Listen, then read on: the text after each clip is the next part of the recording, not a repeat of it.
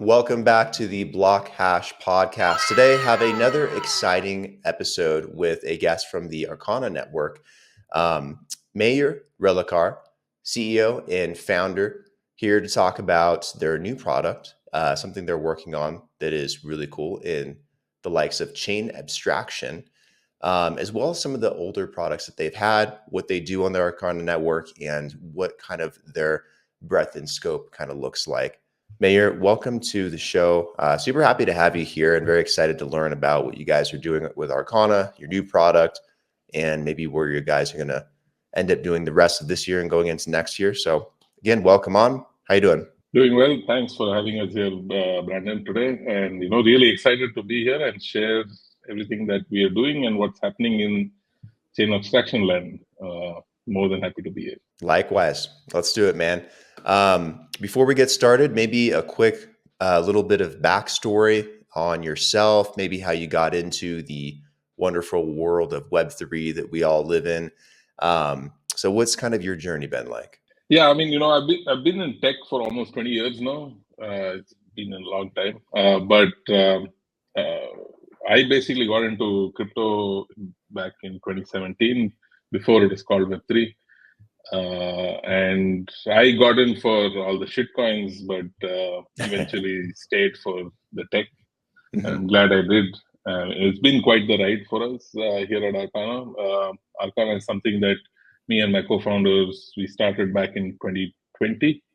And it's been quite the journey. Very nice. Was there anything in particular about crypto or the Web3 space that was interesting to you? I know you got into some coins early on, but what about the tech excited you that made you want to stay? Yeah, I actually got in because the whole ICO mania back in 2017, and that's also the time when I was back in Bangalore, India, is when cryptocurrency exchanges also started to open up, like Indian cryptocurrency exchanges. Mm-hmm. And not that we really needed them, because participating in ICOs was fairly straightforward. You could also do on-ramps very easily back then. So getting hold of some ETH was not hard. But yeah, honestly, given my background, I've always been like on the product side. I've had a couple of startups in the past, but I really like working at the confluence of like design, tech, and business. So I love working as like building products and imagining them for myself or for others. And in that process of like participating in all of these shitty ICOs, I actually ended up spending some time reading up on first Bitcoin, and then a lot more on Ethereum, and my head was fully turned. It was clear to me that this was the sort of space that kind of appealed to me at a philosophical level, and it kind of fit very nicely, because this was probably one of the first times that a potential technological wave was something that people back home in India could also ride along with the rest of the world, given the fact that now the internet was almost commodity back home. And so unlike every other sort of wave that happened in the past, we were late to the party, but this time we had the full opportunity to kind of be front and center, and that sort of excited me. Interesting. Is there a general excitement in India around Web3 and in crypto and this industry? I feel like there would be like really good use cases there from what I've heard and seen. No, for sure. Both sides, the tech side and the cryptocurrency side, are something that really excites people in general.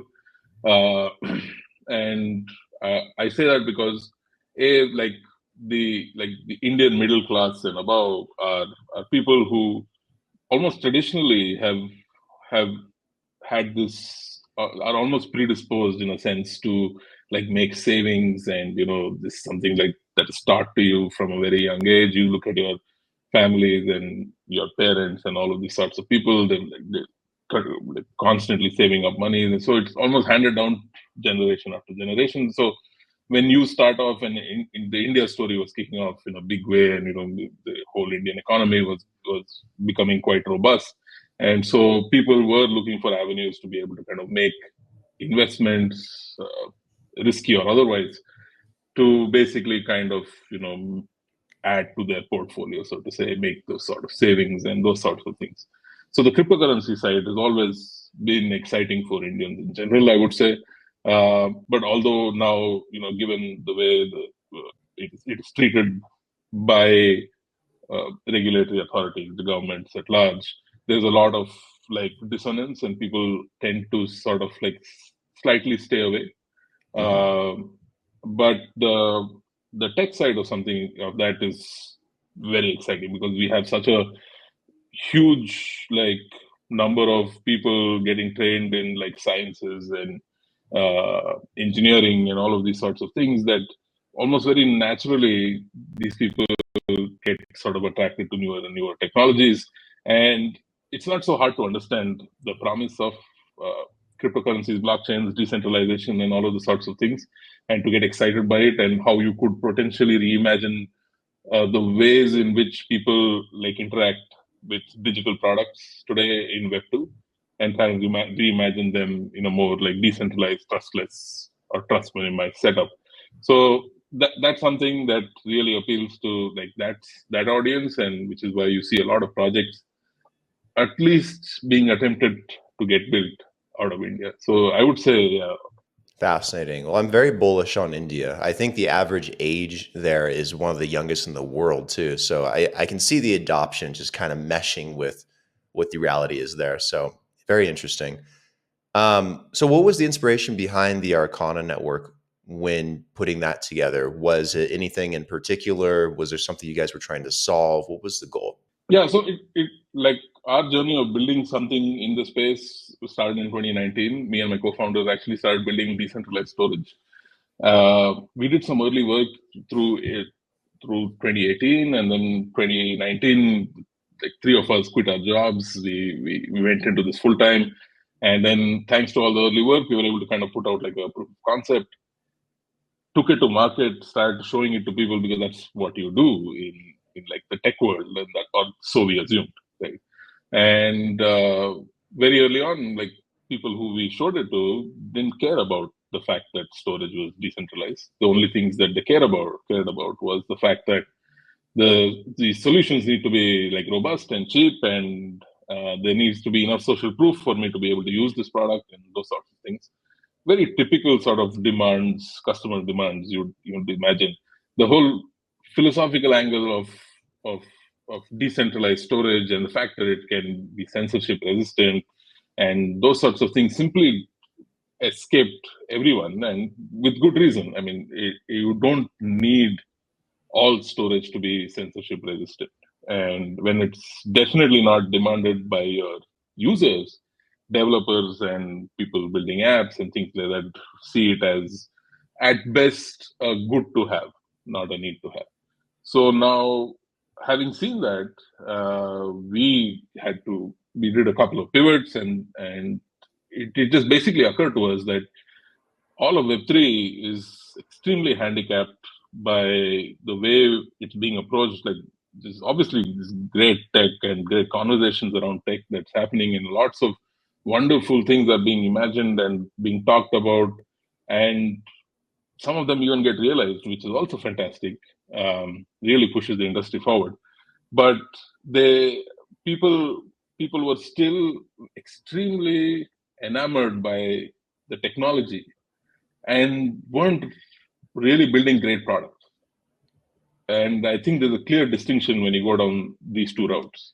One is you could build the greatest tech, but when it is not presented in a way that can be consumed by your customer, whether it's an end user or whether it's some other company, then it's like a self-fulfilling prophecy. It's not going to make it. And this is something that we felt was a big problem. And this whole presenting things to like your customer needs to improve dramatically. And it also was our sort of like our strong suit, because we were always good at the tech, but we were really good at products. And imagining what should be the ideal user flows, going and talking to users about these things, and trying to further tweak them and make them better. And this is what we spent a lot of time on, and we felt like there was a way to kind of generalize this. And that's what we've been doing at Arcana since late 2020, early 2021, is basically trying to push the status quo of what is acceptable user experience or developer experience in order to be able to kind of like lay some modicum of a foundation for really high quality products to be built, because that I think is the only route to meaningful mass adoption, which is really a meme today, but it is possible. And the way you do it is you encourage people to be able to not focus on all these plethora of things which are technologically very exciting, but extremely limiting when it comes to what can be built and how quickly can it be built. So with you guys, I know you have 3 core products already, and I want to talk about those a little bit as well, but I feel like maybe we should just jump into the new one you have, which is chain abstraction, right? It's been like this journey, it's almost been logical. So if you have to speak about like some of our products that we built, we started out by trying to abstract away. Actually, let me preface this by saying this. We try to think of ourselves as being in the business of abstractions, because abstractions essentially take away complexity, provide the most succinct way to kind of present things to consumers. And so the first thing we started doing was abstracting away private keys, seed phrases, and all of these sorts of things. The need to have like an external wallet before you even interact with a Web3 app, because I would say a year or 2 years ago, the first thing you have to do to even attempt to interact with an app in the Web3 space was to have a wallet. And this, in our little echo chamber, makes sense because all of us have wallets, but majority of the world does not even know what that means. And so we did that with our auth product. It was a simple SDK. Apps could integrate us, and users could sign up to these apps with just an email or a social account that they already owned, something that they're extremely familiar doing on landing pages of various apps is just sign up with Google, for example. And the Arcana Network, thanks to the cryptography we had in place, would give this user a non-custodial wallet right inside the app. So now the user wouldn't have to install something, figure out what is their private key, safeguard that, what is their seed phrase, safeguard that. It gave them an opportunity to basically go from landing page of an app to home page very quickly, in a matter of seconds, instead of something that would take hours, days, weeks, months. You never know, right? So we're figuring out ways to eliminate that churn, and this is what we kind of arrived at, and that was the first product we built. The second one that we kind of put out was trying to tackle the next problem. You got user from landing page to homepage. Now the user needs to do a series of interactions with these apps, and typically interactions with an app in a Web3 context mean expending gas to be able to do those interactions and figuring out some end state of what you want to be able to do. And this obviously meant that you have a wallet, but you don't have these gas tokens. So what do you do next? So along comes ERC 4337, an account abstraction, and we created like our own sort of SDK out of it. So this allowed app developers to essentially sponsor these transactions and have their own sort of business models with these users. But essentially, now you've given a way for users to go from landing page to home page and home page to now checkout page by virtue of the fact that they've done a bunch of interactions, right? So we've done all this by the middle of last year. And then we started to ask ourselves, what's next? And so now obviously it was checkout and making like payments in order to kind of achieve some user goal. And so this started to become more and more of an issue as we started to discover and speak to people and try and understand this, is because even as early as middle of last year, maybe this is something you've experienced, Brandon, is you probably have an address in your MetaMask that has funds on 3-4 different chains. You have some ETH on Ethereum, you have some on Arbitrum, you have some USDT on base and things like that. You don't even know how you got to that state, but you are now. You have this private key that's basically your access way to this account, and this account is now having all these assets across these different chains. And the only way for you to be able to kind of spend that meaningfully is to kind of try and aggregate all of these assets. And the only way you could do that is go to some sort of bridge and then, basically move assets from one chain to another, start getting them in one place, and then be able to spend it on this one app that's on this particular chain, right? Mm-hmm. And this has gotten sort of like, this problem exacerbates given the modular thesis, which basically took off middle of last year, where you had Celestia and Avail and all of these guys, and the whole L2 sort of like thesis that Ethereum doubled down and said execution needs to happen on L2s. Data availability can happen on Ethereum or any of these other sort of like providers. And now everyone can build their own sort of roll up, whether it's app specific or it's general purpose like Arbitrum, Optimism, etc. Right? And so now we are sitting here probably imagining a future where you have thousands upon thousands of Ethereum rollups. And I'm only talking about Ethereum, right? Mm-hmm. So now you can imagine what's going to happen to your asset. Right? It's only going to fragment even more so, right? So how do you solve this? And for us, we started thinking of solutions and we started to pitch them, and we didn't even know what to call it. We used to call it Arcana Credit, because essentially we wanted to figure out a way in which I have all of these assets on these chains. Can someone front me some liquidity on the chain that I want to spend it on, and then collect from me on all these different chains that I have?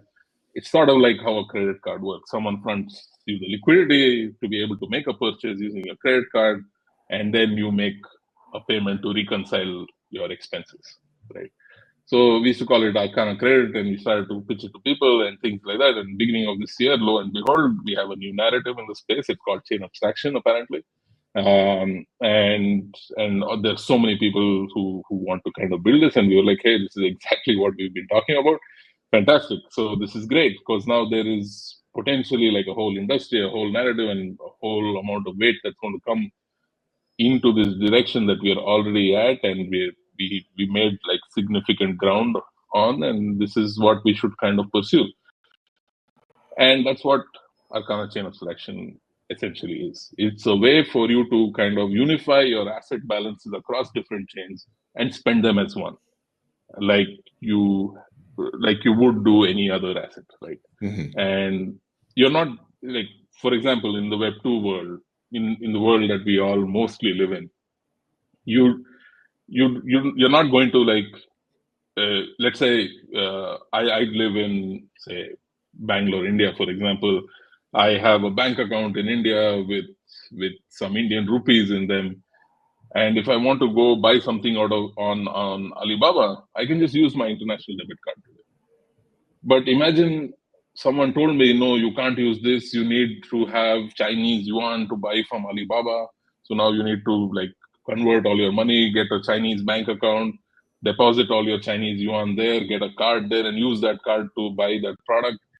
That would just blow your mind. That's outrageous, right? So, but that's what we do in crypto day in day out, right? Yeah. So how do you solve this? And this is precisely what we do.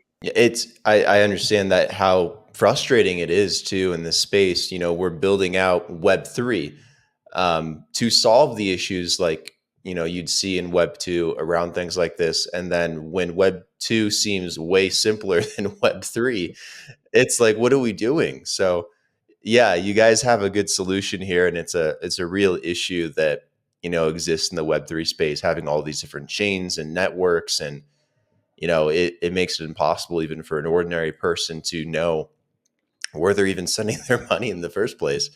And then being able to consolidate it and everything. So I think what you are doing with chain abstraction makes a lot of sense. Are you planning to make that into your own platform or wallet or app, or is that something you want to let other, third parties in Web3 utilize as like a tool, maybe that they can integrate? How do you plan on expanding that out? The long tail, of course, is just an SDK, but something that we've learned through doing B2B in Web3 is that you simply can't count on other people to come build these apps that could be possible or would be amazing if they use your product.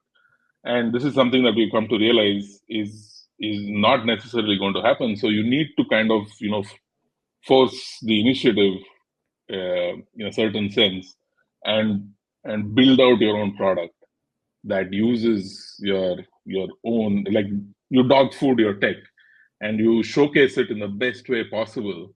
Because if you don't do it and expect other people to be able to do it, we simply don't have that mature enough sort of ecosystem for that to happen. Because you still have people chasing the biggest name logos for a quote retweet and partnering up with them, irrespective of what solution is being offered, whether it's good for them, fits their technological needs, and things like that. And that's just the state of app development, project building in this space. Is that everyone just chases like the biggest names, the biggest logos for the maximum cloud, the maximum hype that you can derive, and you end up building, or in many cases, not even building a product, right? So this is something that we've seen in practice of actually like putting out products, trying to sell them B2B in this space, and seen this hurdle. And we said the best way to do is to showcase it in the best way possible. So what we're doing is our go-to-market is taking our chain abstraction SDK, putting it into a wallet, and essentially putting this wallet out there as a showcase of what is possible. As of now, we've done 5 demos on 5 different applications where we've connected our wallet to Aave and gone to their Arbitrum pool, had no funds on Arbitrum but supplied USDC because of the fact that I held some funds on USDC on OP.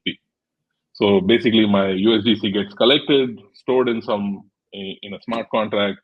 There's a solver network that funds me the liquidity that I need on the Arbitrum side, this USDC that I need, and that then allows me to submit this deposit transaction on Aave. I can do a swap of, for example, USDT on Base to wrap ETH on Base and not hold any USDC on Base. And we're able to kind of, make that happen on something like Uniswap. The same thing we did on Polymarket. So Polymarket, for example, accepts only USDC on Polygon for you to be able to kind of place your bets. But what if I didn't have enough or I didn't have any? That would require me to go to a bridge. That's a broken experience. But if you basically use our wallet, you can instantly pool all your USDC across all the chains that you have it and send it all over to your Polygon deposit address on Polymarket and start placing your bets on who will be the next president of America, right? So it's all about providing that 10x experience jump, which would otherwise require you to take your USDT on chain A, bridge it over to chain B, take it from chain C, bridge it over to chain B, from chain D, so on and so forth. I switch context, I do all of these things, I come back into context, and then I do what I eventually wanted to do. Instead, we just make it one click, 10-15 seconds, everything is done for you. Right. So this is the 10x jump in experience. If we can ship, then I think people can start imagining many kinds of applications that were previously, people have built but couldn't see traction for whatever reason. Maybe this was it. When do you think this will be ready to launch and ship to the public? This year. So we'll have our testnet out, and the testnet is only for our wallet. Again, like I said, it's our go-to-market. We're going to put the wallet out there in people's hands. It's not going to work great, but you will be able to use it on mainnet assets. We're going to limit how much you can spend in one transaction because we just want people to try it out. So we'll limit it to 1 or 2, say USDC, USDT, or 0.00001 ETH or something like that. But just let you try it out. And you'll be able to try it out on a whole bunch of applications. We'll keep adding support for more and more. as we go. And the idea is for more and more people to just try this out and just get that 10x experience once. Because if you get that, then you don't want to go back. And no one should want to go back to what we're doing today. Do you have, I think you already mentioned this already, but existing use cases or examples where you've demoed and you tested out chain abstraction, maybe with some other third parties, maybe internally. But I think you already mentioned one with Aave and maybe a few others. Aave, Uniswap, Polymarket. Yeah. We did one with Hyperliquid. Hyperliquid, again, it's a perpdex, very popular perpdex built on Arbitrum, accepts only USDC on Arbitrum. And what if I had none, right? So you can now use the Arcana wallet, deposit, pool all your USDC, deposit there. We did one with Jumper Exchange, which is the bridge aggregator. It's weird because we do this sort of like pseudo bridging through in chain abstraction, but you can use bridge aggregator also, because fundamentally a bridge aggregator is taking an asset on chain A and moving it to chain B. But what if you had that asset on multiple chains? Then you have to do multiple bridge transactions. But we can allow you to do it all in one go, like pool all your assets. But yeah, it doesn't end there. So we now want to obviously then take it beyond the EVM ecosystem. There are other thriving ecosystems. Like, for example, there's a whole massive meme coin market going on in Solana, and that mania seems to be still ongoing. And so what if tomorrow Brandon Summer came and gave you a tip on this new meme coin that's absolutely going to rip? It's going to be, it's very low market cap right now, but it's going to 10x in no time. But you only had EVM assets.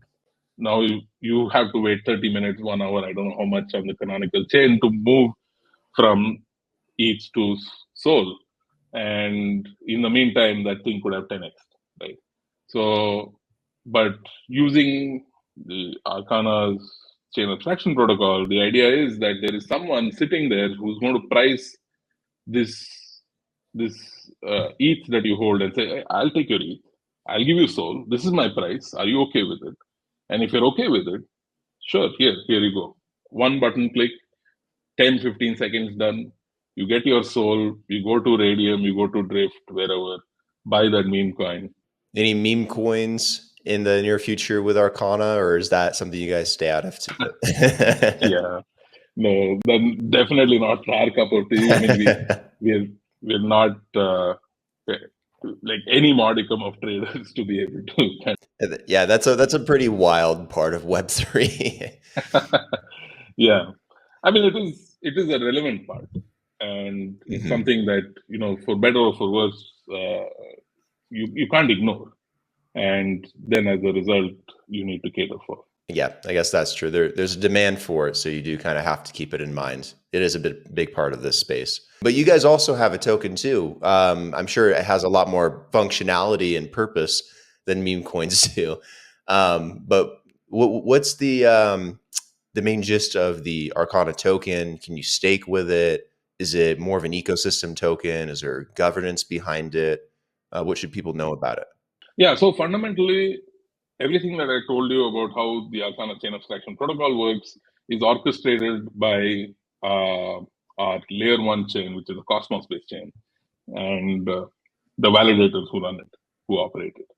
And they orchestrate everything. There are all these different actors, solvers, users, these contracts, and all of these sorts of things. They're orchestrating everything, making sure everything is shipshape, and we're not, sending the wrong monies to the wrong people.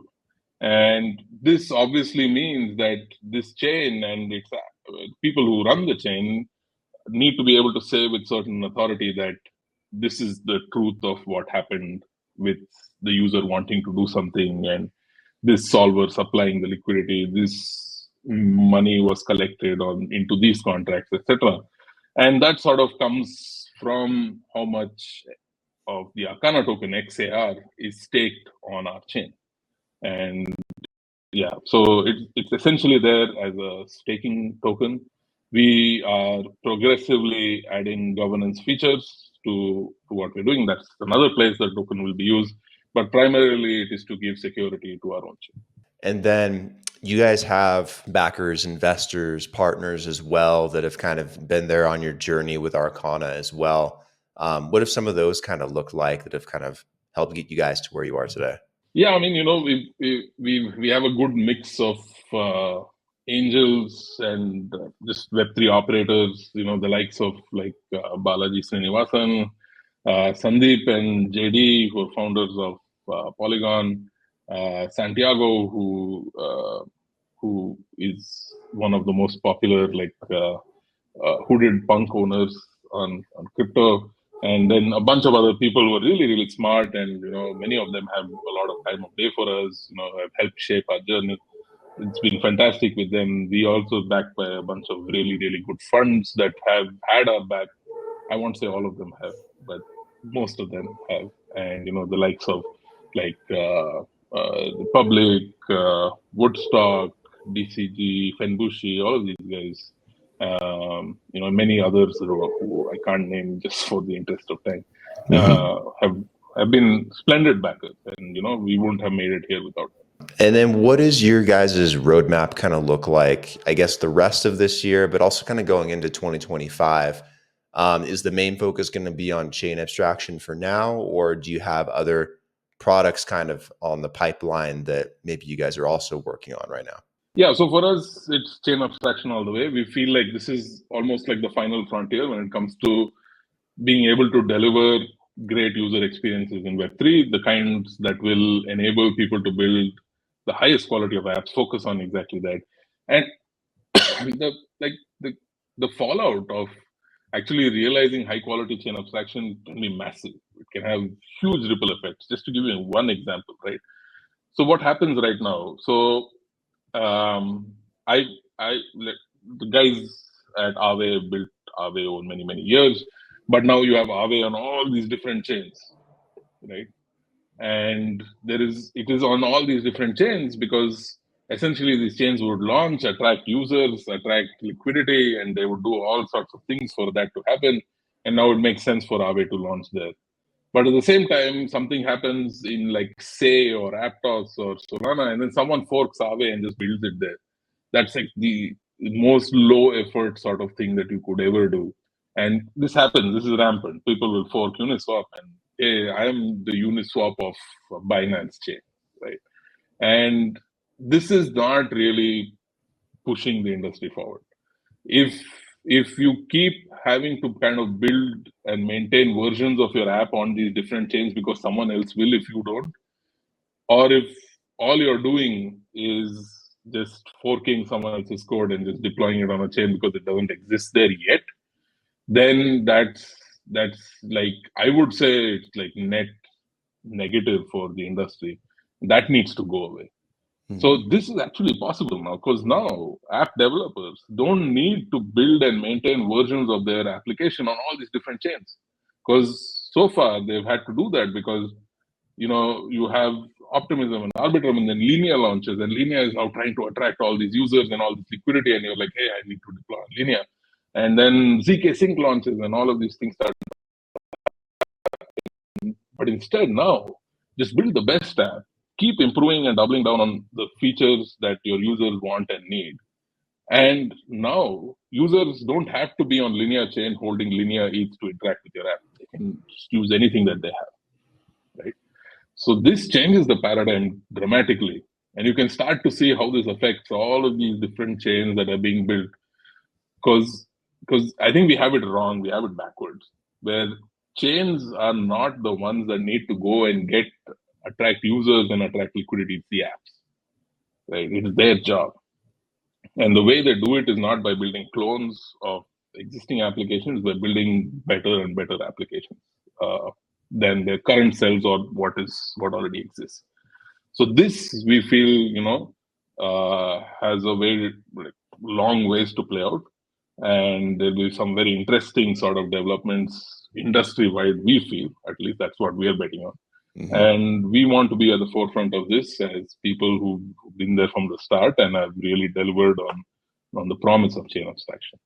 Yeah, I agree with you on that as well. It's like saying the internet needs to promote Google and Microsoft and all the services underneath what you use the internet for. It's just kind of a silly notion that, Ethereum or Solana, as a chain, as a network, or as a foundation, need to be front and center all the time, when really they just need to focus on building out, a good backbone for this industry.